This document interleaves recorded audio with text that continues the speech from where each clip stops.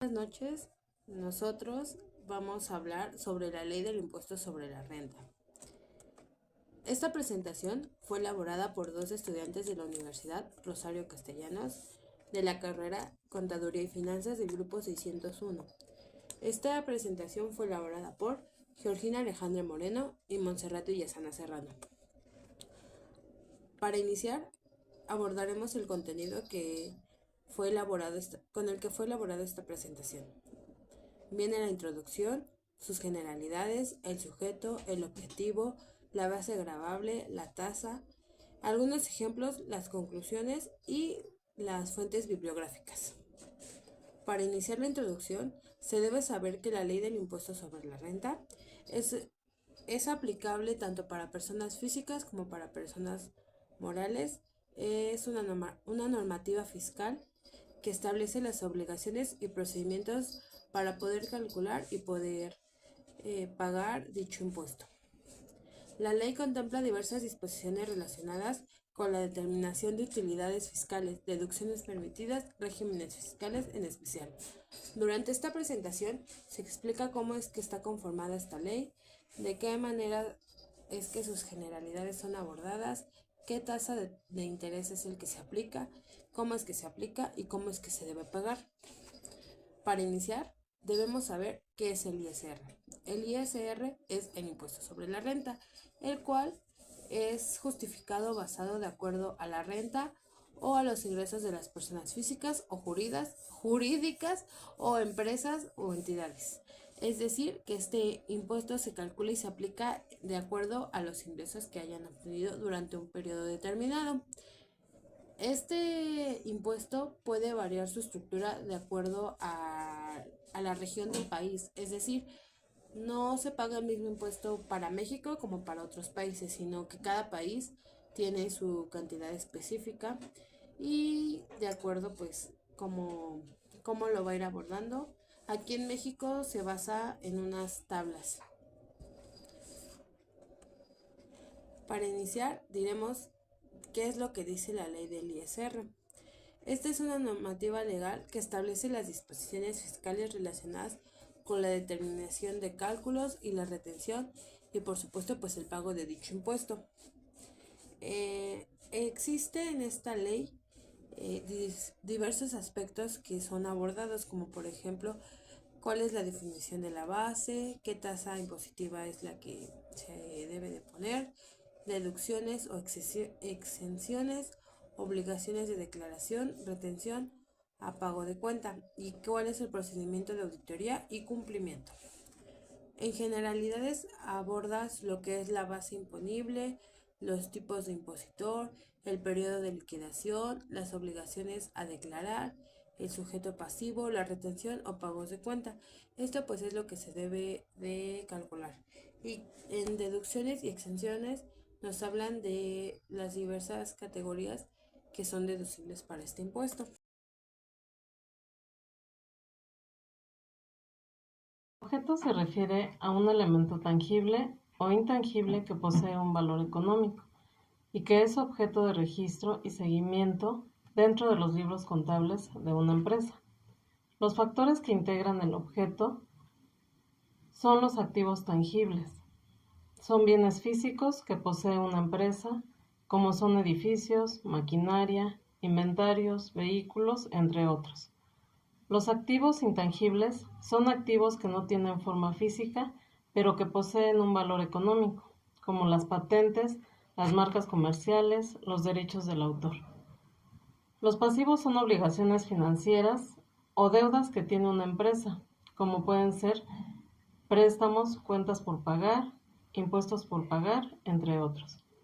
El patrimonio neto representa la diferencia entre los activos y pasivos de la empresa, es decir, lo que queda una vez que se han liquidado los pasivos. La base gravable es el monto sobre el cual se aplica la tasa impositiva para calcular el impuesto a pagar. En el caso de las personas morales, la base gravable suele ser la utilidad fiscal obtenida durante el ejercicio fiscal, después de aplicar ajustes y deducciones permitidas. La base gravable es fundamental para determinar la cantidad de impuestos que una persona moral está obligada a pagar al gobierno. La tasa impositiva es el porcentaje que se aplica a la base gravable para calcular el impuesto a pagar. En el caso del impuesto sobre la renta en México, las tasas impositivas para personas morales pueden variar dependiendo del nivel de ingresos y otros factores. Por ejemplo, en México, las tasas del impuesto sobre la renta para personas morales en 2024 pueden oscilar entre el 30 y el 35%, dependiendo de la cantidad de ingresos obtenidos. Estas tasas son establecidas por las autoridades fiscales y pueden estar sujetas a cambios en las legislaciones tributarias. Pusimos dos ejemplos para las personas morales. En el primer ejemplo podemos observar que tiene un ingreso de 15,000 pesos. Entonces estos 15,000 pesos para iniciar, en los ejemplos y para poder calcular el ISR se ocupan tablas en las cuales viene el límite inferior, el límite superior, la cuota fija y el excedente. Estas tablas en la presentación vienen ubicadas en la parte posterior. Y en el primer ejemplo nos habla de que su ingreso mensual es de 15,000 pesos. Este ingreso se le debe restar su límite inferior, que corresponde a 13,381.48. Aquí la pregunta es, ¿cómo se sabe cuál es el límite inferior? El límite inferior se saca viendo las cantidades, más bien, viendo que la cantidad que tenemos como ingreso sea menor al límite inferior, sea mayor al límite inferior y sea menor al límite superior. Por ejemplo, en este caso, los 15,000 pesos están entre la cantidad de 13,381.48, pero también su límite superior vendrían siendo 26,988.50. En este caso, solo usaremos el límite inferior, que son 13,381.48. Al hacer esta resta de los 15,000 menos 13,381.48, nos da como resultado 1,618.52. Aquí se va a aplicar el porcentaje del límite inferior, que es de 21.36. Es decir, se va a multiplicar 1,618.52 por el 21.36%, que nos da como cantidad 345.72. Entonces, ahora se va a sumar la suma para sacar la cuota fija serán aquí la cuota fija serán 1,417.12 y se deberán sumar para sacar el ISR, lo que nos dio como la multiplicación entre el límite inferior y el porcentaje más la cuota fija, es decir, en cantidades 1,417.12 más 345.72, que nos da como resultado de ISR a pagar de 1,762.84.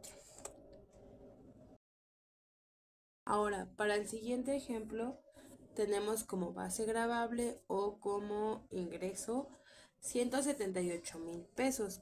Aquí su límite inferior viene siendo 108,281.68. Aquí se va a hacer una resta, que son los 178,000 menos los 108,281.68, que nos da como excedente 69,718.32. La tasa aplicable a este límite inferior vendría siendo de un 34%. Entonces se va a multiplicar 69,718.32 por 34%, que nos da como resultado 23,704.23. Para nuestra cuota fija usaremos los 28,245.36, que viene reflejado en la tabla que se encuentra del lado superior de las diapositivas. Entonces aquí se va a hacer una suma de 23,704.23 más 28,245.36, que nos da como un ISR a pagar de 51,949.59. En conclusión, se sabe que toda persona moral tiene la obligación de pagar impuestos, dependiendo de los ingresos percibidos durante el ejercicio fiscal. Yo tengo que para hacer este cálculo y pago de ISR, pues son indispensables las tablas que año con año son actualizadas. Eh, pues también que cada país tiene así que sus tablas y sus cuotas fijas a pagar, y que pues toda persona, tanto física como moral, tiene la obligación de cumplir con este pago de impuesto. Y esto sería todo por parte de nosotras. Gracias por su atención.